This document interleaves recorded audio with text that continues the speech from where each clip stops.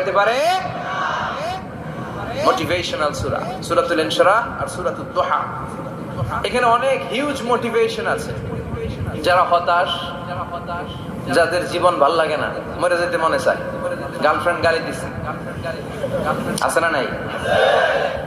আবার বয়ফ্রেন্ড গার্লফ্রেন্ডের গালি দিছে, এ ওড়না পেঁচায়া ফ্যানের মধ্যে ঝুলে আত্মহত্যা করে। কত বড় পাগল! তুই মরলি কেন? গালি দিছে তো কি হয়েছে? হ্যাঁ, বুঝতে চায় না, হতাশ হয়ে যায়। আর বয়স কম তো, ইচড়ে পাকা, অল্পতে কাবু হয়ে যায়। এই সূরাগুলো পড়ে না। এখানে আশার বাণী আছে।